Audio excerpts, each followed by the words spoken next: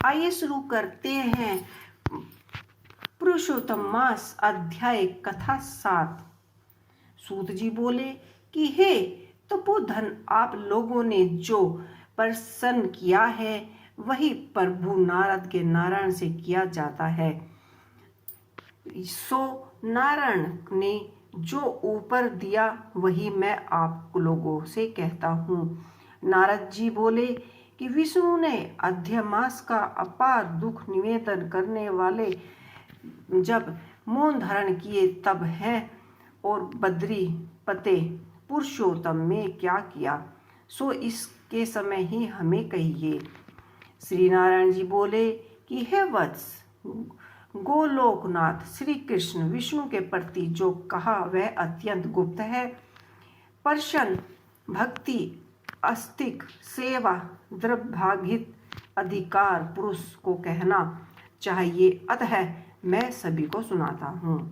यह आख्यान सत्यकीर्ति, पूर्ण यश, सपुत्र का दाता, राजा को वश में करने वाला है, और दरिद्रता को नाश करने वाला एक बड़े पुष्पों से पुण्यों से सुने जाने वाला है। जिसी प्रकार से इसको सुने जो सुने उसकी उसी प्रकार अन्य भक्ति से सुने हुए कामों को करना चाहिए। पुरुषोत्तम मास।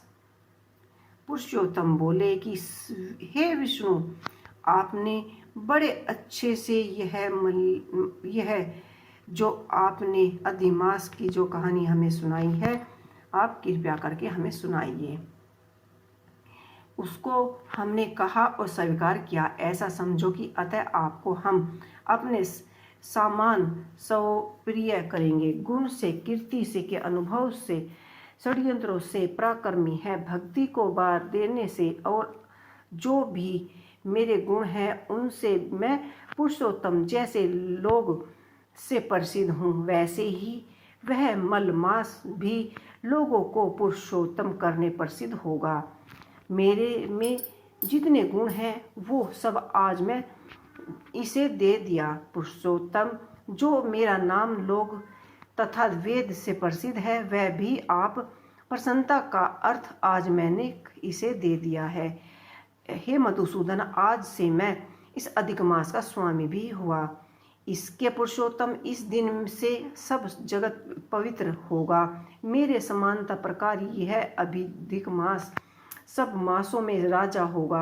यह अधिक मास जगत पूजनीय होगा। जगत का वंदन करने वाले यह योग्य है।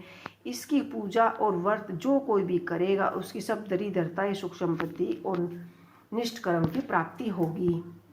जिसके परम पद प्राप्ति के लिए बड़े भाग्यशाली यति ब्रह्मचार्य लोग तप करते हैं और ब्रह्मा लोग निराहार व्रत करते हैं, वह दंड व्रत लोग फल पाते वायु भर्षण करते हैं और काम क्रोध रहित जितेंद्रिय रहते हैं, वह और वर्ष काल में मैदान में रहने वाले, जाड़े में शीतल गर्मी से धूप सहन करने वाले मेरे पद के लिए यत्न करते हैं, वह गरुड़ ध्वज तब भी वे मेरे ही आवश्यक परम पद को प्राप्त होते हैं।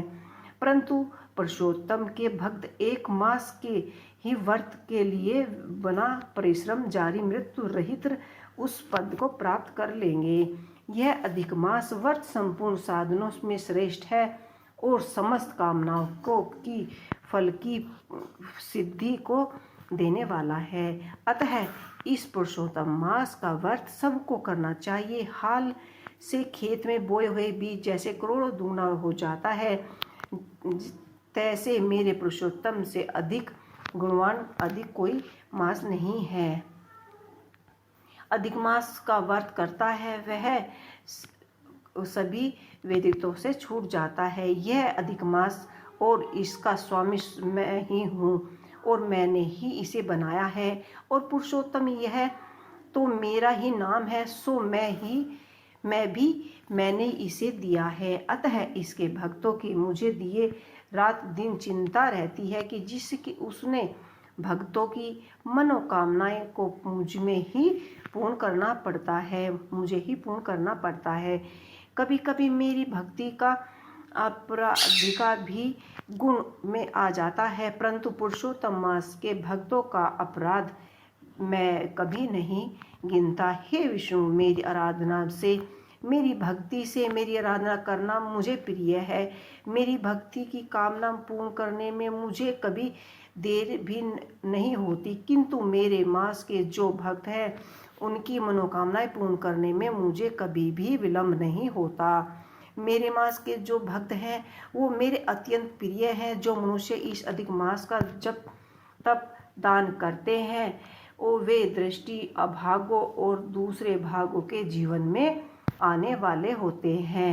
जो मनुष्य इस पुरुषोत्तम मास में भक्ति पूर्वक मेरा पूजन करता है वह धन धान्य पुत्र और सुख को भोगकर पुण्य गोलोक में के वासी हो जाते हैं। मेरी आज्ञा से सब जन मेरे अधिक मास का पूजन करेंगे।